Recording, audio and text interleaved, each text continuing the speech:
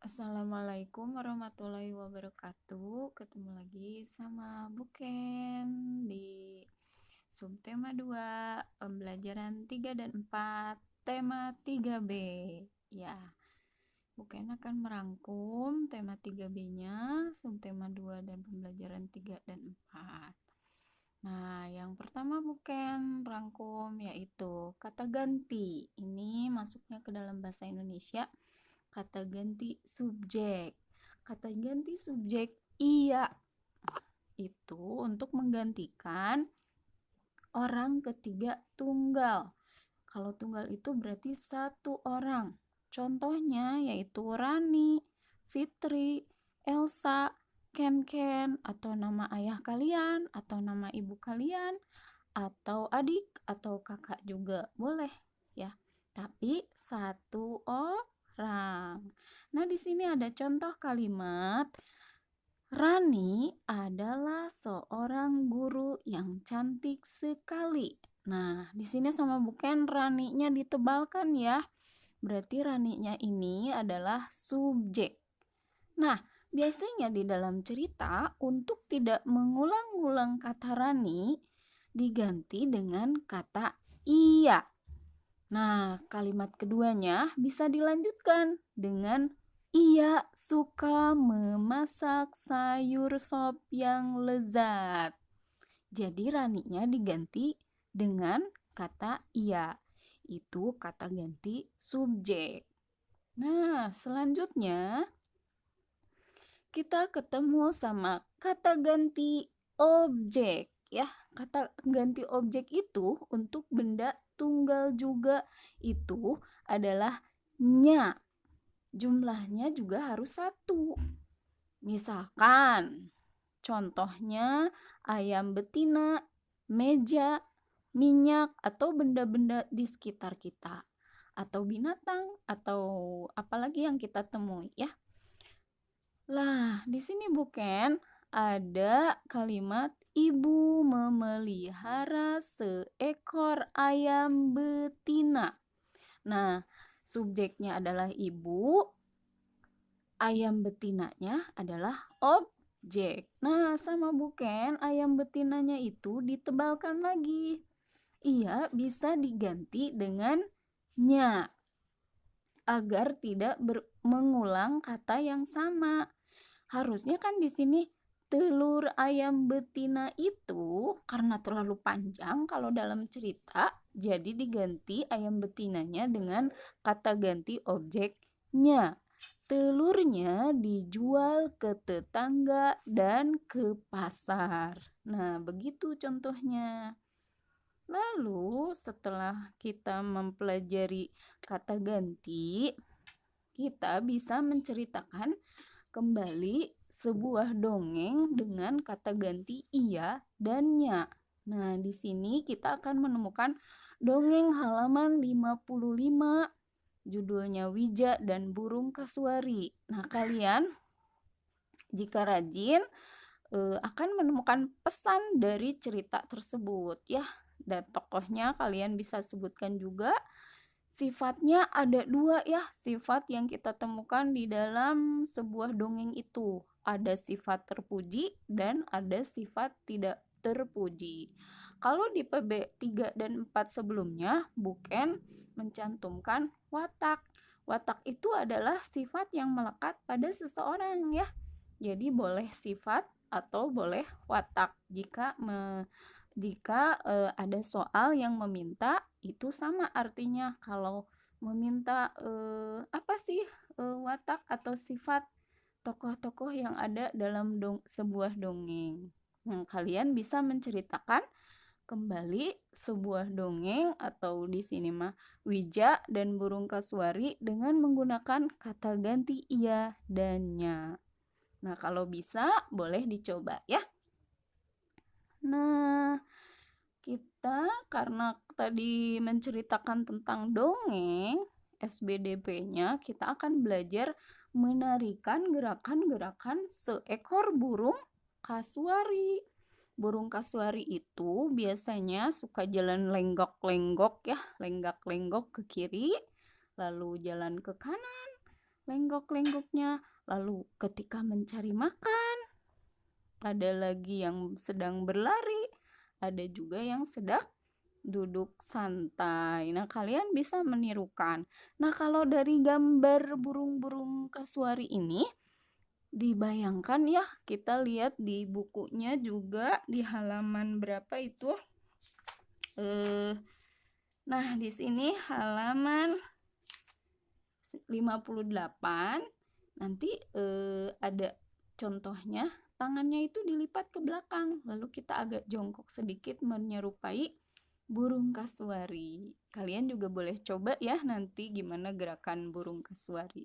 Oke, lanjut ya. Nah, setelah membicarakan tentang burung-burung, biasanya kita suka ingat sama unggas ya. Nah, unggas itu biasanya suka bertelur. Nah, untuk menghitung jumlah telur, kita harus bisa pinter matematika ya.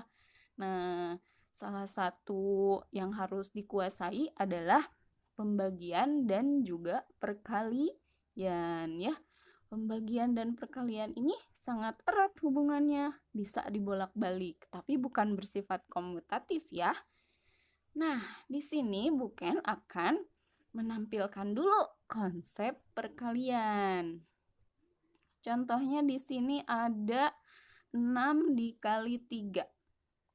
Nah, 6 dikali 3 di sini itu berarti dia perkalian 3. Karena 3-nya yang dijumlahkan nanti ya. 3-nya ada berapa?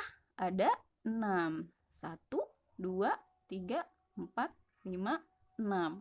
Nah, kalau dijumlahkan si 3-nya jadi berapa? Jadi 18. Nah, ini yang jadi patokan perkalian berapanya. Jadi yang sebelah kiri itu adalah jumlah bilangannya. Kalau sebelah kanannya itu adalah patokan perkaliannya.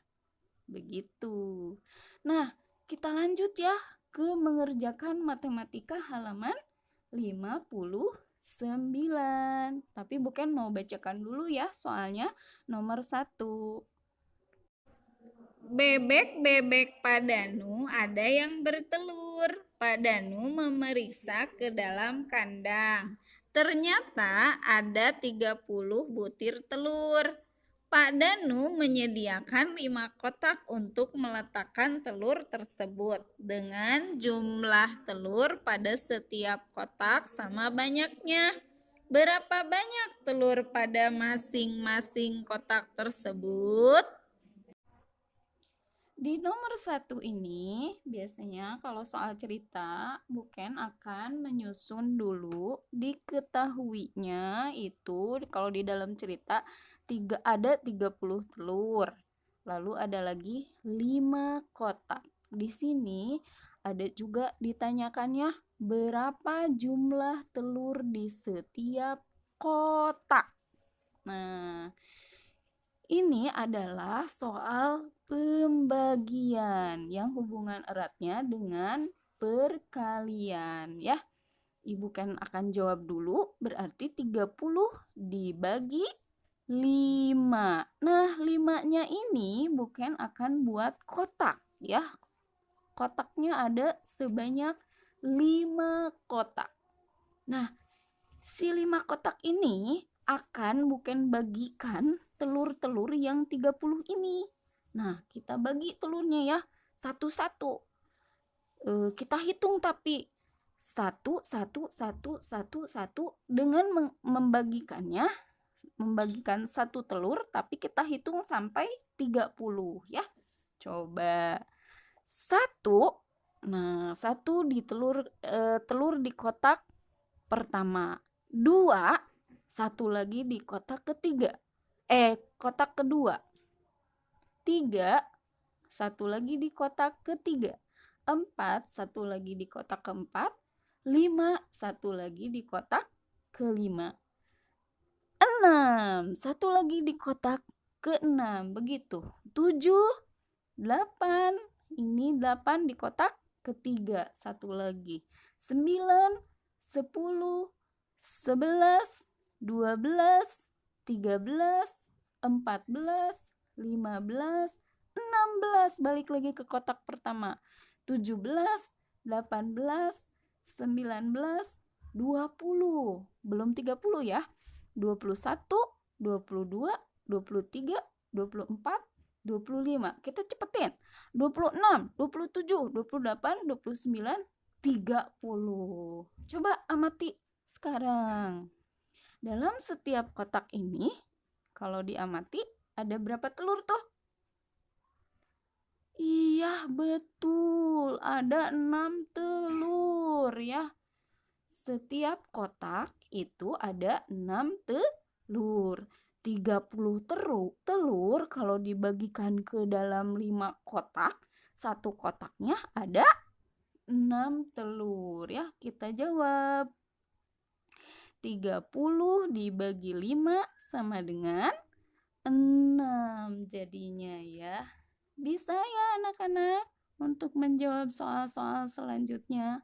Kalau begitu, terima kasih. Mudah-mudahan apa-apa yang bukan sampaikan pada saat ini jadi bermanfaat. Jadi kalian terbuka nanti ide-ide kreatifnya. Mudah-mudahan ya. Insya Allah. Terima kasih semuanya.